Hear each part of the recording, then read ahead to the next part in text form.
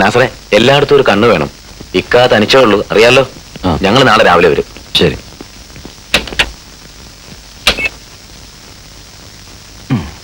സൂക്ഷണേ.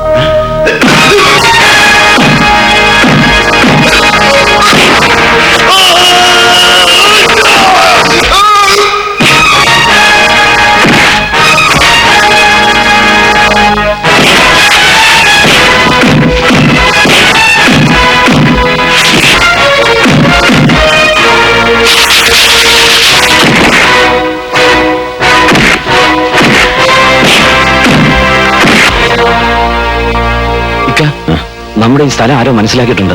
Police എത്തുന്നതിന് മുമ്പ് ഇവിടെ നിന്ന് രക്ഷപ്പെടണം. ഇവിടുത്തെ കാര്യങ്ങൾ ഞങ്ങൾ നോക്കിക്കോളാം.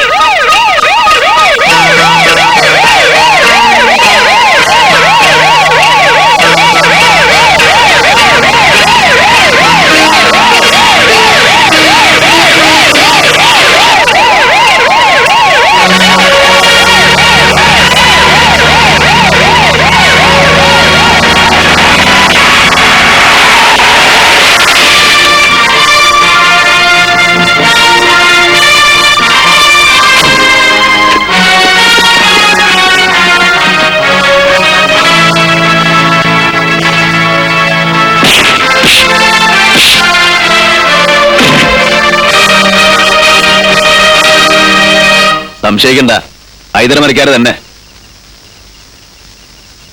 ഇന്ത്യ ഒട്ടക്ക് നിങ്ങൾ വലവീശിയിട്ടും ഇവൻ വീണില്ല. ഈ സാറന്മാരും അവരുടെ കീഴിലുള്ള 1.5 ലക്ഷത്തോളം പോലീസുകാരും നാടാകെ ഉഴുതു മറിച്ചു. പോരാഞ്ഞിട്ട് കാട്ടിക്കൊടുക്കുന്നവന് 2 ലക്ഷം രൂപ പാരിതോഷികവും പ്രഖ്യാപിച്ചു. എന്നിട്ടും ഈ നൊട്ടോറിയസ് ക്രിമിനലിനെ കിട്ടിയില്ല. എങ്ങനെ കിട്ടുക? ഹൈദരയുടെ ശമ്പളം വാങ്ങിക്കുന്നവർ തന്നെ ഹൈദര അന്വേഷിച്ചാൽ അവരെങ്ങനെ കിട്ടുക? അതുകൊണ്ടല്ലേ നിങ്ങളുടെയൊക്കെ മൂക്കിന്റെ തുമ്പത്ത് ഉത്തരവാദിത്തപ്പെട്ടവരുടെ സംരക്ഷണയിൽ തന്നെ ഇവർ എത്രയും കാലം കഴിഞ്ഞത്. ഇവനെ, ഈ റാസ്കലിനെ ആരാ പോലീസിന്റെ പണി ഏൽപ്പിച്ചത്? നിന്റെ തന്ത. മനുഷ്യര് കയറിയിരിക്കുന്നിടത്ത് കയറിയിരുന്ന് 4 കാലും വാലുമുള്ള ജന്തുവിന്റെ സ്വഭാവം കാണിക്കുന്നവനല്ലേ നീ? തോന്നിയാസം പറയുന്നോ? ഞാൻ ആരാണെന്ന് അറിയാം നിനക്ക്? അറിയാം. ജനങ്ങളുടെ വിവരക്കേടുകൊണ്ടൊരു MLA. 15 വർഷം മുമ്പ് എന്റെ മുമ്പിൽ ഓച്ചാനിച്ച് നിന്ന എന്റെ ഡ്രൈവർ. അതിനു മുമ്പ് ആ കുടുംബത്തിലെ അരിവെപ്പുകാരന്റെ സഹായി ചേക്കുട്ടി. അതിനു മുമ്പ് അമ്മയുടെ ഗർഭപാത്രത്തിൽ സ്വന്തം അമ്മയ്ക്ക് പോലും തിരിച്ചറിയാനാവാത്ത ഒരു ബാസ്റ്റഡ്. അല്ലാണ്ട് എന്താ നീ?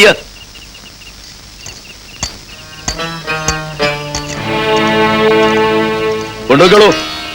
പ്രഖ്യാപിച്ച തുക ഏതെങ്കിലും നല്ല കാര്യത്തിന് വേണ്ടി ചെലവാക്കുക. പിടികിട്ടാ പുള്ളിയെ പോലീസ് സംഘം എസ്റ്റേറ്റ് ബംഗ്ലാവിൽ വെച്ച് അറസ്റ്റ് ചെയ്തു എന്ന് പത്രങ്ങൾക്കൊരു വാർത്തയും കൊടുത്തേക്കുക. മന്നാടിയാർക്ക് ക്രെഡിറ്റ് വേണ്ട. നരസിംഹം,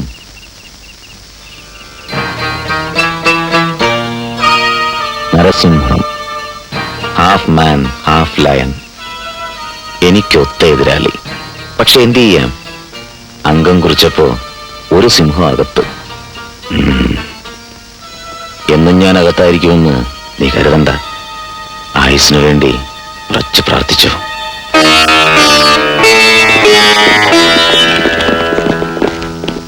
ഹൈക്കോർട്ടിലും സുപ്രീം കോർട്ടിലും കൊടുത്ത അപ്പീലുകളും ഹൈദർ പ്രസിഡന്റിന് നൽകിയ ദയാഹർജിയും തള്ളിക്കെട്ടാൻ നീണ്ട 3 വർഷമെടുത്തു. ഇതിനിടയ്ക്ക് എന്റെ പേര് SI സെലക്ഷൻ ലിസ്റ്റിൽ ഉണ്ടായിരുന്നു എന്നറിയാമായിരുന്ന മാരാർ സാറ് എന്റെ സ്വയരക്ഷ കൂടി കണക്കിലെടുത്ത് പോലീസ് ഡിപ്പാർട്ട്മെന്റിൽ ചേരാൻ എന്നെ ഉപദേശിച്ചു. മനുഷ്യ സേവനം കഴിഞ്ഞിട്ടാകാം ഈശ്വര സേവനമെന്ന് ഞാനും വിചാരിച്ചു. നേരും നിറിവുള്ളവർക്ക് ഈ തൊഴിൽ ചേരില്ല എന്ന് ഏമാൻ ഇപ്പൊ തോന്നുന്നുണ്ടാ?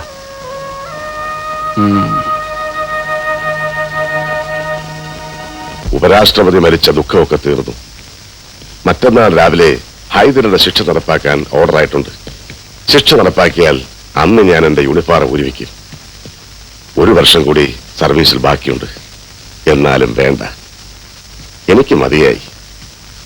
ഒരാഗ്രഹമേ ബാക്കിയുള്ളൂ. മോന്റെ ചിതാപുഷ്പം ഞാൻ സൂക്ഷിച്ചു വെച്ചിട്ടുണ്ട്. അത് കാശിയിലോ രാമേശ്വരത്തോ കൊണ്ടുപോയി നിമജ്ജനം ചെയ്യണം.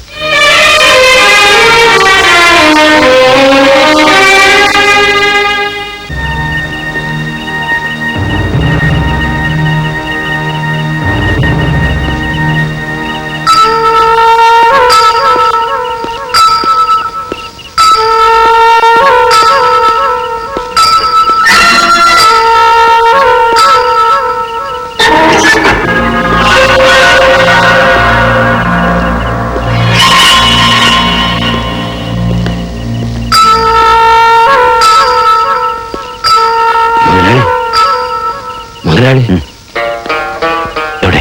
കൊണ്ടുവന്നില്ലേ? കൊണ്ടുവന്നിട്ടുണ്ട്.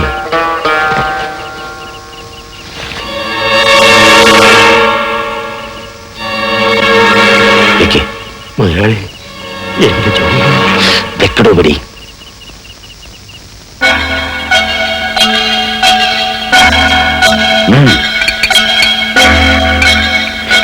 കമോൺ മുതലാളി, ഷൂട്ട് ചെയ്യാൻ. മുതലാളി എന്താ ഇതിലെടുക്ക്.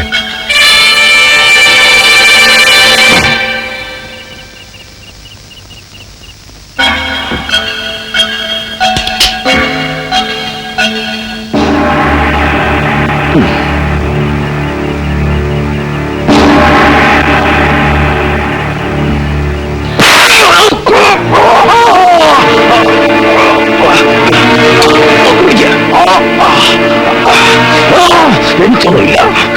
എല്ലാരും ഫോൺ ചെയ്ത് വിവരം അറിയിക്കുക.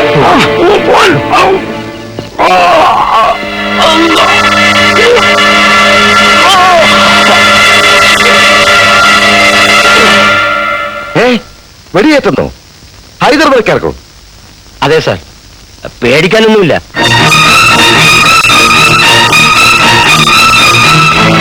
ഡോക്ടർ ഇക്ക, ഡ്യൂട്ടി ഡോക്ടർ എനിക്ക് ഫോൺ ചെയ്തപ്പോ 10 മിനിറ്റ് നേരത്തെ ഒരു മൈനർ ഓപ്പറേഷൻ മതി എന്നാ പറഞ്ഞത്. ഒന്നും പേടിക്കണ്ട.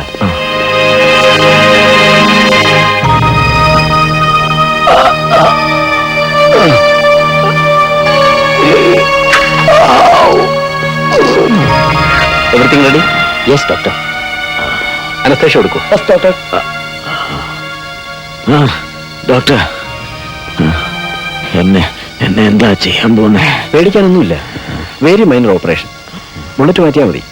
ഒരാഴ്ചക്കുള്ളിൽ മുറി ഉണങ്ങുകയും ചെയ്യും. എനിക്കൊരു കാര്യം പറയാനുണ്ട്. ഇവരോടെല്ലാം പുറത്തു പോകാൻ പറയുക. All of you please wait in the dressing room. Okay, doctor.